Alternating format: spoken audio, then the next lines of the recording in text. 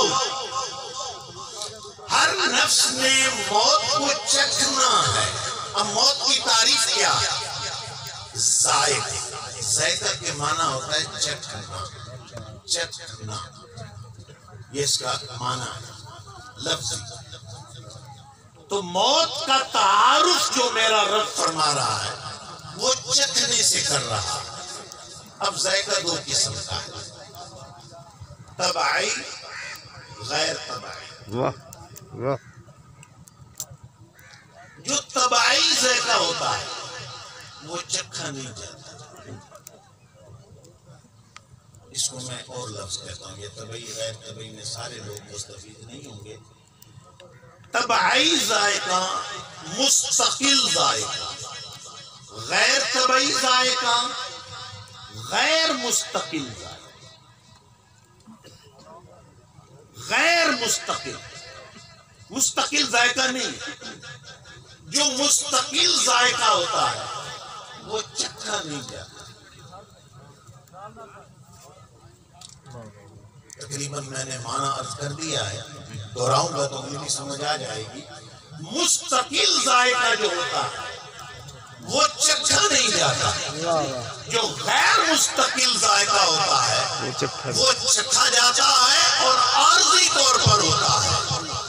موت چکھا جانے والا ذائقہ ہے، یہ عمل مستقل نہیں ہے، عارضی ہے، تھوڑی دیر کے لیے ہے، پھر اصل ذائقہ ہماری حیات کا لوٹ آتا ہے۔ سبحان اللہ، سادہ سی مثال ہے، ایک میرا اس وقت ذائقہ ہے، اس کو بار بار نگلو، بار بار چکھو، اس کا کوئی نام نہیں ہے۔ کھٹی چیز کھائی، تھوڑی دیر کے لیے میرا ذائقہ ترش، پھر بعد میں وہی آتا ہے، مستقل ذائقہ۔ کڑوی چیز کھائی، تھوڑی دیر کے لیے ذائقہ کڑوا، اس کے بعد اصل ذائقہ آتا ہے۔ یہ موت کا ذائقہ ہے، موت ایک ذائقہ ہے، سب کے لیے ہے مگر ذائقہ ہے۔ میرے دوستو، آج کے اس اتنے بڑے اجتماع میں میں ایک دوسرا مسئلہ بھی لفظوں میں حل کرنا چاہتا ہوں۔ اب یہ پتہ چل گیا کہ موت تو ذائقہ ہے اور عارضی ہے اور غیر مستقل ہے۔ بڑا لفظ اہم ہے، میں کیا کر سکتا ہوں اس تھوڑے وقت میں، ایک جملہ یہ کہہ سکتا ہوں۔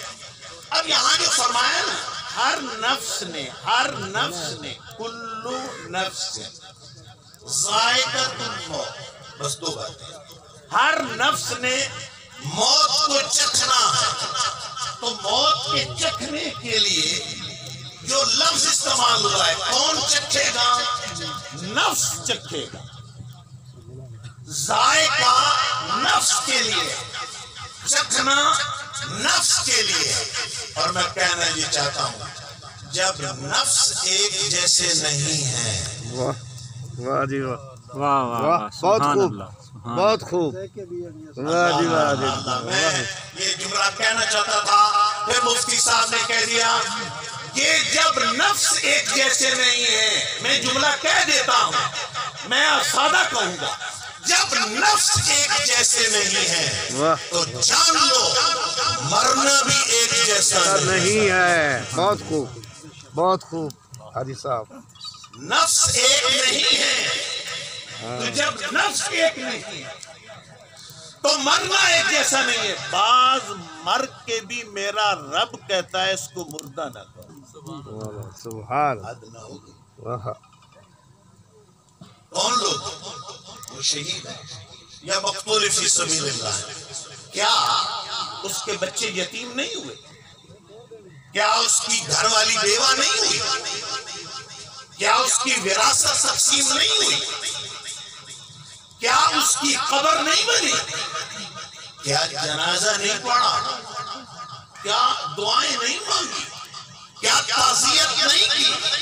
سارے کام کیے، مگر میرا رب کہتا ہے یہ نہیں مرا، نہیں مرا، نہیں مرا۔ وَلَا تَقُولُوا لِمَن يُقْتَلُ فِي سَبِيلِ اللَّهِ أَمْوَاتٌ بَلْ أَحْيَاءٌ وَلَٰكِن لَّا تَشْعُرُونَ۔ یہ مر کے بھی نہیں مرا، یہ نہیں مرا مر کے۔ کیا پتہ چلا؟ واقعی لفظ موت ایک ہے مرنے والے ایک جیسے نہیں ہیں. بے شک بے شک. میں قرآن کی ملاد کرنا چاہتا ہوں صاحبان. انکا میت، یہاں مغالطہ لگا پوری قوم کو. انکا میت، میرا رب کہتا ہے اپنے نبی سے تجھ پر بھی موت آئے گی. انکا میت، انکا میت وَإِنَّهُمْ مَيِّتُونَ، اور انہوں نے بھی مرنا ہے. انہوں نے بھی مرنا ہے. آپ پر بھی موت ہے، انہوں نے بھی مرنا ہے. تو وہ بھلے کھچ پہ گئے. لفظ تو ادھر بھی میت ہے، لفظ تو ادھر بھی میت ہے. وہ نبی کی میت، رسول اللہ کی میت، ان کی موت کو اپنی موت پر قیاس کرنے لگے. بھائیو، قرآن یہ کہہ رہا ہے لفظ موت ایک ہے مگر مرنے والے جیسے نہیں ہیں. جتنا نفس اعلیٰ ہوگا اتنی اس کی موت بھی اعلیٰ ہوگی. سبحان اللہ. واہ حاجی صاحب،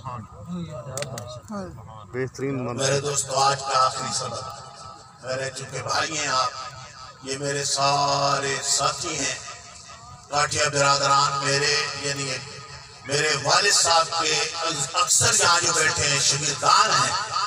تو میں ایک اور جملہ بھی کہنا چاہتا ہوں سارے دوستوں کے لیے.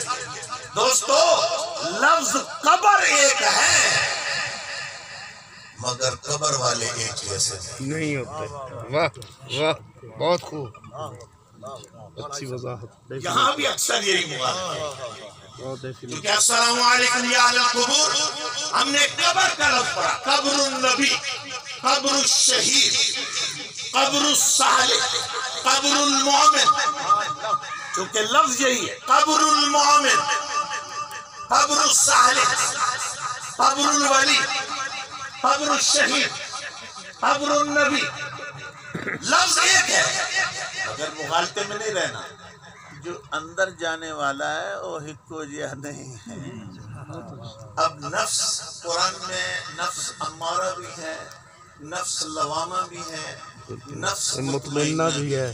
یہ قرآن کے لفظ ہیں. نفس مطمئنہ، نفس لوامہ، نفس امارہ.